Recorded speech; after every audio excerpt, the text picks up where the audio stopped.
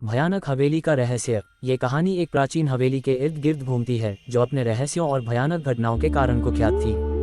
ये हवेली गांव के किनारे एक वीरान पहाड़ी पर स्थित थी और गांव वालों का कहना था कि वहां जो भी गया वह कभी वापस नहीं लौटा। ये रहस्यमयी हवेली कई पीढ़ियों से वीरान पड़ी थी, लेकिन उसमें होने वाली अजीब घटनाओं के कारण लोग इसे भूतिया हवेली कहने लगे थे। कहानी की शुरुआत होती है शहर से आए एक युवक अर्जुन से। अर्जुन एक खोजी पत्रकार था और भूत प्रेतों की कहानियों को खोजने में बहुत दिलचस्पी रखता था। उसने हवेली के बारे में सुना और वहां के रहस्य को सुलझाने का निश्चय किया। गांव वालों ने उसे वहां जाने से रोका, लेकिन वह अपनी जिद पर अड़ा रहा। वह देर शाम उस हवेली की ओर बढ़ चला। हवेली के पास पहुंचते ही उसे महसूस हुआ कि जैसे कोई उसे देख रहा हो। हवेली का वातावरण बहुत ही भयानक था। टूटे हुए दरवाजे, सूखी बैलें और खामोशी, मानो वहां जीवन की कोई आहट नहीं थी।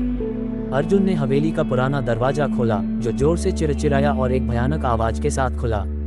हवेली के अंदर गहरा अंधेरा था, लेकिन अर्जुन ने अपनी टॉर्च जलाई और आगे बढ़ा।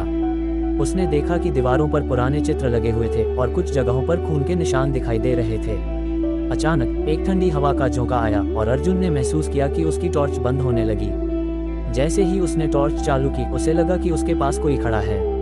उसने पीछे मुड़कर देखा तो वहां कोई नहीं था, लेकिन उसके कानों में किसी की हंसी सुनाई दी जो धीरे धीरे गूंजती चली गई। अर्जुन ने खुद को संभाला और साहस करके आगे बढ़ा।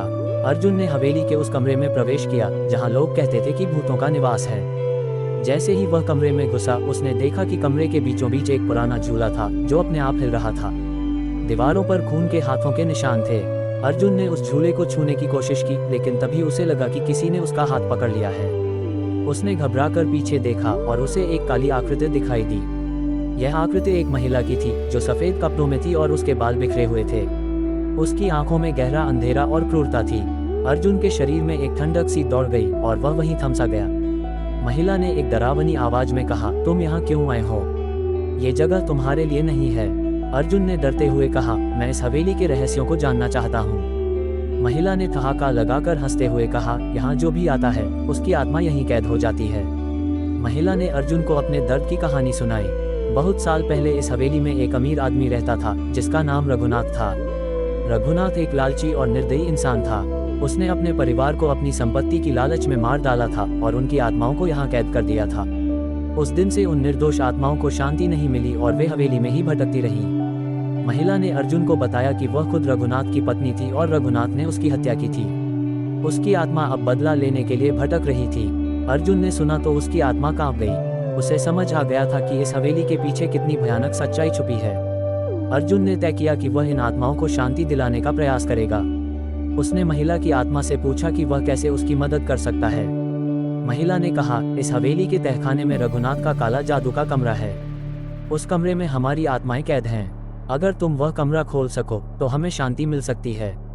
अर्जुन ने हिम्मत जुटाई और हवेली के तहखाने की ओर बढ़ा। तहखाने में अंधेरा और ठंडी हवा थी। उसने देखा कि कमरे के दरवाजे पर अजीब निशान बने हुए थे। अर्जुन ने दरवाजे को खोला तो उसे एक भयानक दृश्य दिखा। कमरे के अंदर खून के निशान, जंजीरों में जकड़ी आत्माएं और काले जादू के तंत्र। अर्जुन ने देखा कि कमरे के बीचों बीच एक बड़ा मटका था जिसमें से धुआं निकल रहा था। तभी उसे रघुनाथ की आत्मा दिखी जो गुस्से से आग उगल रही थी। उसने अर्जुन को धमकी दी, अगर तुमने इस कमरे को खोला तो तुम्हारी आत्मा भी यहीं कैद हो जाएगी। अर्जुन ने साहस दिखाया और मटके को तोड़ दिया। मटके के टूटते ही एक जोरदार आवाज हुई और रघुनाथ की आत्मा चीखते हुए गायब हो गई। कमरे में मौजूद सभी आत्माओं ने राहत की सांस ली और धीरे धीरे सभी आत्माएं मुक्त हो गईं। महिला की आत्मा ने अर्जुन का धन्यवाद किया और कहा, तुमने हमें मुक्ति दिलाई, अब हम शांति से जा सकते हैं। अर्जुन ने देखा कि हवेली का अंधकार छंटने लगा और वहां का माहौल बदलने लगा। उसे एहसास हुआ कि उसने एक बड़ा कार्य पूरा किया है और अब हवेली में कोई भूतिया शक्ति नहीं बची। वह वहां से बाहर निकला और गांव वालों को ये खुशखबरी दी। गांव वालों ने अर्जुन की बहादुरी की सराहना की और उस दिन के बाद हवेली फिर से एक सुरक्षित स्थान बन गई। लोगों ने अर्जुन को हमेशा के लिए सम्मान दिया और हवेली का नाम बदलकर शांति भवन रख दिया। ये कहानी साहस, निडरता और प्रायश्चित की शक्ति को दर्शाती है। अर्जुन के बलिदान और उसकी कोशिश ने एक श्रापित हवेली को मुक्ति दिलाई और निर्दोष आत्माओं को शांति प्रदान की।